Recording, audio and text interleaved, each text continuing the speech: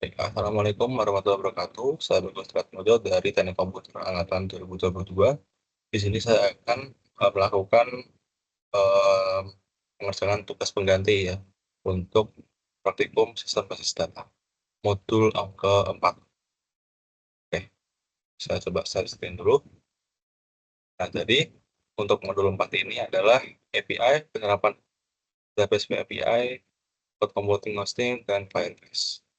Nah, untuk percobaan modul 4 ini ada 3, tetapi hanya modul hanya percobaan 1 dan percobaan 3 saja yang dikerjakan. Karena untuk percobaan 2 melibatkan hosting dan itu berbayar ya. Jadi untuk percobaan pertama adalah ya kita buka-bukain dulu ya untuk si programnya. Ini untuk programnya sampai start Apache MySQL karena kita akan berhubungan dengan MySQL database ya. Dan Apache ini merupakan sebuah web server. Jadi si MySQL ini berjalan di atas dari Apache. Ketika kita membuka php-admin,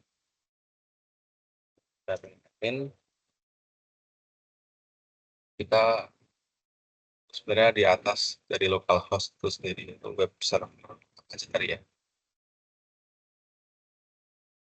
Oke, kita tutup dulu php-adminnya, enggak lama ya. Nah, di dalam modul kita disuruh buat tabel demo API. Di dalamnya ada produk sama user. Nah, untuk strukturnya sendiri seperti ini. Untuk produk ada ID barang, nama, stok, link gambar, dan timestamp ya. Lalu ada label user, strukturnya adalah ID, nama, email, password, dan timestamp. Nah, untuk bagaimana cara memasukkan tabelnya itu dengan cara kita melakukan query di sini teman-teman. Query sini kalau submit query. Kalau di modul itu ini query ini di copy ke sini. Ini lalu submit query. Seperti ini. Oke, lalu kita lanjut. Nah, setelah itu kita membuat file folder projectnya. Kita make dir, directory, resapi demo, dan dipastikan harus di dalam SAPP htdocs. Karena untuk membuka si web server ini, Apache ini, itu harus berjalan di XAMPP-nya, di folder XAMPP. Dan itu di htdocs. Ya. Oke, lalu pastikan install Node.js sudah. Nah, ini npm initj. npm initj ini konfigurasi awal ya. Dan minus -j ini untuk mengiyakan semuanya. Biasanya kalau kita tidak menggunakan minus -j, kita ditanyain kayak nama projectnya apa, deskripsinya apa, terus autornya siapa, seperti itu. npm install express, bla bla.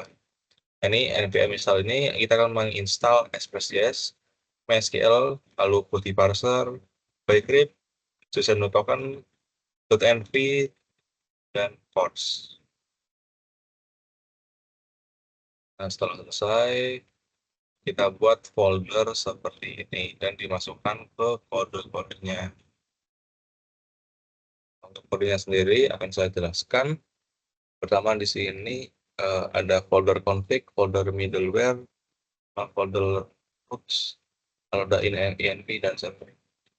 Env sendiri adalah sebuah file di mana diletakkannya sebuah konfigurasi ya. Kayak nama localhost, nama password sama user dari database-nya, lalu nama database-nya, JWT, secret, ya, ada port juga di sini. Dan sebenarnya masih banyak lagi kalau kita menggunakan framework yang lain. Contoh kalau Laravel itu udah sendiri. Nah, kalau si Express ini kita tuh manual.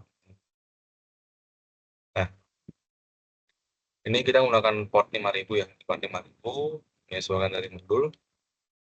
Lalu coba ke db.js. Nah, ini file ini digunakan untuk menghubungkan ke database. Ya, SQL juga. Nah, ini ada create connection ke database-nya. dengan hostnya adalah env tb host, kita ambil dari env ya, di ini usernya juga, passwordnya juga, database name apa. Kalau kita connect, jika ada error maka database connection failed, kalau di exit. Kalau nggak ada error ya udah kita console log database connect gitu. Lalu kita ke mana ya, ke admin middleware ini kita menggunakan JWT ya, JSON token. JWT itu apa? JWT itu seperti kayak protokol atau aturan token gitu lah. Kalau kita searching di sini ya, JSON token.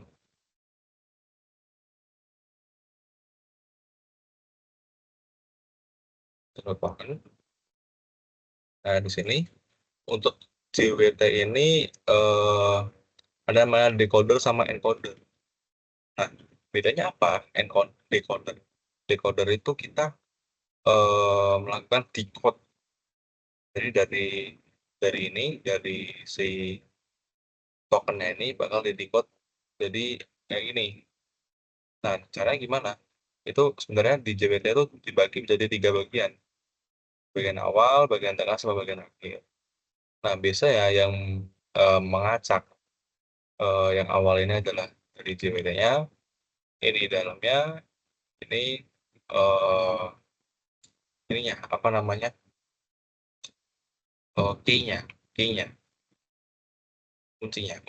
Nah jadi di JWT ini udah ada kayak aturan sendiri lah buat melakukan protokol decoder sama encodernya. Ini menggunakan HS256 ya buat eh, ininya, buat standarisasi key-nya. Ya lanjut, untuk JWT itu authentication token, ambil token dari hidden authorization, ambil tokennya tanpa barrier. Ini kenapa menggunakan split, menggunakan spasi ini akan saya jelaskan nanti. JWT verify, jika error maka status 403 invalid token. Jika tidak, next. Oke, kita masuk ke out mungkin ya. Out. Out ini digunakan untuk menyimpan root, menyimpan untuk login, register, dan masuk ke usernya ya. Jadi kita ini ada DB, Ygrip, Express, dan lain-lain di sini. Ya ini ngambilnya dari mana sih? Nggak require Express. Ini ngambilnya dari sini. Dari sini. Not module sini. Yang kita install tadi, npm install Express. Bisa token. Harusnya ada ini. Coba cari Express di sini. Cari Ygrip. Ada. Ya seperti itu. Oke, kita masuk ke register. Nah, register ini kita kan ada request responnya. Kita requestnya kita ambil nama, email, password dari bodinya ya, dari bodinya. Lalu Backrip ini kita menggunakan hash ya untuk passwordnya, karena kalau kita menyimpan password secara terang-terangan di database, apabila ada hacker yang bisa masuk ke database bisa repot nanti. Nah, maka dari itu kita perlu melakukan hashing password ke database supaya admin nggak tahu, hackernya pun nggak tahu, jadi hanya sistemnya aja yang mengerti untuk uh, mengembalikan daripada password tersebut. Jika error 500. Nah, error 500 ini biasanya terjadi karena servernya ada 500. Kalau 400 biasanya errornya pada sisi sistem. Nah, ini insert into user. Kita masukkan ke tabel user. Nama, email, password dengan value. Value-nya ini kita isi dari ketiga ini. Kalau login, nah login berarti kita kondisinya sudah register ya, sudah register. Login, kita masuk, kita ambil request-nya, kalau kita cari di dalam tabel itu ada nggak sih yang sama dengan si email. Itu email kalaupun ada disimpan dulu di SQL sini, di BigQuery, SQL, error, result. Maka dilakukan query ya, query SQL, query ini dengan uh, dengan isi tanda tanya ini adalah email ini. Jika ada error 500, login failed. Jika resultnya tidak ada, jika query ini tidak ada, maka 401 user not found. Nah, kalaupun ada, bakal diambil satu paling atas. Result 0. Ambil, lalu kita melakukan compare antara password keduanya. Jadi compare password dengan user password. Nah, password dari request kan masih password kosongan ya, belum di hash. Sedangkan di password yang di database itu sudah di hash, maka kita perlu ambil dari bcrypt compare. Ini berarti kita membandingkan keduanya ini. Jika sama maka akan melakukan pengembalian ya JWT token ya. JWT token ke sini. Message login successful token seperti itu. Ini untuk login. Nah, lalu ini untuk user ini, si user. Ini berarti kita kondisinya sudah ke login. Sudah masuk sistem, kita masuk login. Kita bisa melakukan get ke user. Nah, gimana cara kita bisa mengetahui si sistem ini tuh kita udah login atau enggak? Kita disimpannya pakai ini, kita pakai JWT tadi, kita pakai token, ya kan? Kalau dari saya kan require ke middleware. Nah, ini middleware sini tadi ya. Jadi di sini tuh kita perlu ambil JWT yang juga di middleware-nya. Jadi kita melakukan query, kita ngambil user ID, nama, email dari user, dari tabel user. Untuk out, untuk produk ya ini mirip-mirip ya. Kita ada get untuk produknya, kita ada post untuk memasukkan di dalam tabel produk. Nah, sini kita perlu namanya authenticate token. Karena kita kalau mau menambah produk atau mengambil produk kita harus login terlebih dahulu. Kita harus menambahkan JWT token ya. Yang terakhir server. Nah, ini adalah titik ini ya, titik paling awal ketika sistem membuka. Ini pasti server. Ini dari pintu masuknya lah ke yang lain-lain. Ada course, ada association, out, routes. Kalau kita menjalankannya di port 5000. Coba kita jalankan. Maaf. Not server JS. Nah, server running, ada table lokal, database connected. Dari ini, dari sini. Coba kita buka. Ya, ini ya, cannot get. Ini karena apa ya? Karena tidak ada root kosongan seperti ini. Tidak ada root kosongan seperti ini. Oke, kita coba menggunakan Postman ya. Postman.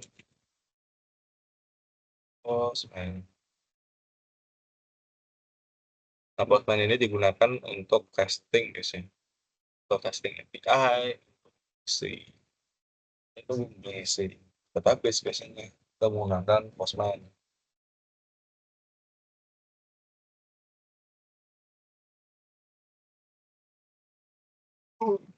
Nah, pertama kita coba melakukan register terlebih dahulu ya. Ini kita coba menggunakan siapa namanya? Siapa ya? Jokowi. Nah, Jokowi. gmail.com.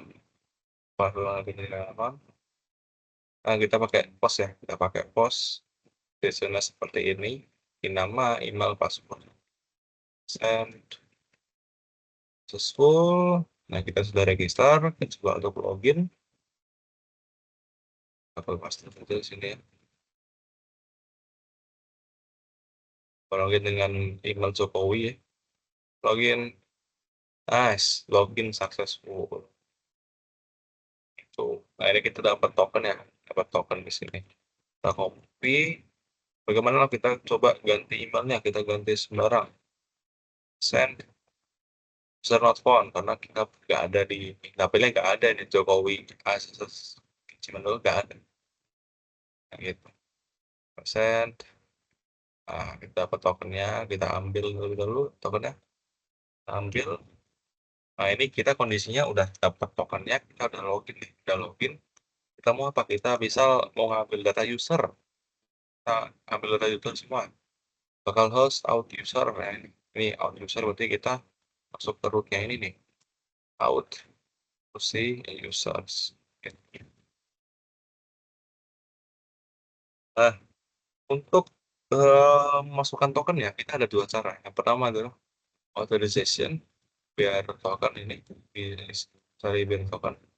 Kita masukkan sini tokennya. Send. Nah, dapat nih, dapat ada 3 user ya, John 2E, Bagus Tri, sama Jokowi. Dan cara kedua, kita bisa pakai di header yang kita masukin ke headernya. Key-nya apa? Key-nya adalah authorization, value-nya adalah bearer, lalu tokennya. Nah, sini, bearer, spasi, token. Nah, maka dari itu, tadi ya, di ini ya, di codingannya, kita untuk nyari CWT tokennya, kita kasih ini split ya. Const token, out header, split, spasi. Jadi kita membagi ini, value-nya ini, jadi array ya, ada array 0 sama array 1. Yang array 0 itu isinya bearer, yang array plus 1 ini isinya adalah tokennya. Kita ambil dan lalu kita proses selanjutnya. Kita coba send. Nice, dapat ya. Dapat. Nah, coba kalau kita ke produk, kita ke produk. Produk, ini kita ambil, oh ini memasukkan ini, masukkan produk ya. Oke, kita ambil token di sini, kita coba ganti. Besar apa ya? iPhone 15, 17. Stoknya 2000 ya. Ya, kita send, berhasil. Successful, kita sudah mendapatkan produk. Kita coba, deh, kita lihat di tabel produk ya. Udah ada belum? Ya, kita tunggu. Nah, udah ada iPhone 17. Ya. Oh, buat yang tadi yang user, bentuknya gini. Kalau kita nge-hash, bentuknya ini kayak angka huruf simbol acak ini. Kalau dilihat di database ya. Kalau produk kita nggak perlu nge-hashing karena ya si admin juga pengen tahu isinya apa. Paling-paling kalau mungkin detail ya ID, ya bukan detail belanja kali ya yang mungkin harus di-hash. Ya udah, lanjut sampai mana tadi? Oh ya, sampai ini. Coba kita cari di produk. Cari produknya, send. Oh, oh ya, invalid token ya, karena belum di copy tokennya. Nah, paste dulu, send. Nah, ada 3 barang sesuai dengan yang di database. Oke, untuk percobaan pertama ada lagi ya? Oh, ada lagi. Ngrok. Nah, untuk Ngrok sendiri, Ngrok, Ngrok,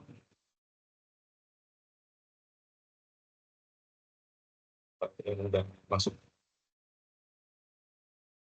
Nah, Ngrok ini adalah cara kita, salah satu cara untuk mengonlinekan API kita. Ngrok ini paling paling gampang lah daripada yang lain. Selain itu, Ngrok sendiri tinggal ini ya, install Windows, dari Windows ini download, terus kita running, bukan di running, ini nih, kita lakukan ini namanya INV. Kita masukin petnya di pet. Nah, ke tempat si folder kita install ya. Xerox V3 stable. Situ tinggal jalanin ini. Add token kita. Nah, kalau pengen tahu token kita bisa dari sini atau bisa dari ini your token. Yang ini. Nah, ini token kita buat masuk ke API ini. Coba kalau kita ini ya, kita masuk ke Ngrok ya. Kita melakukan login ke Ngrok, kita login menggunakan Jokowi. Pas sudah sama, ini ya. Oh, untuk kita bisa masuk ke sana, kita mesti ngerunning dua. Pertama adalah server Express-nya sama server Ngrok-nya. Ngrok HTTP 5000, port 5000. Nah, sudah online, bagus sudah muncul. Ini ya, ini adalah IP public kita.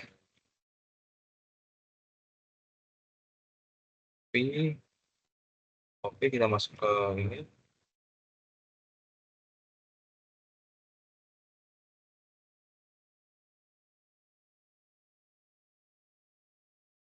Nah, kita main rootnya out login. Bisa coba login. Smartphone. Oh, ini ya, double ya. Double. Nice, login successful. Nah, itu dia untuk percobaan pertama dari pembuatan API-nya, pengujiannya sampai ke deploy ke Nginx. Lalu untuk percobaan ketiga apa ya?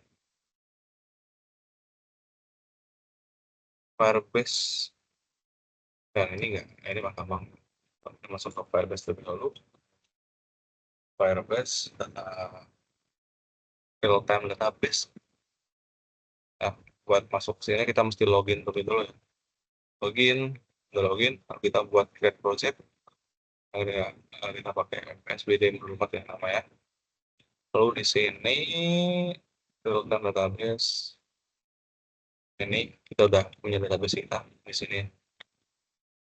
Nah, ini kita masukinnya nggak manual, kita bisa masukkan import ke sini, import JSON, browse, datanya. Kita punya data di sini. Kita open pakai export, coba kita export datanya. Saya bentuknya JSON ya. JSON, kita pilih, open, import. Nah, itu dia. Nah, ketika kita melakukan import ini, kita sebenarnya menghapus semua database-nya, lalu ditimpa gitu.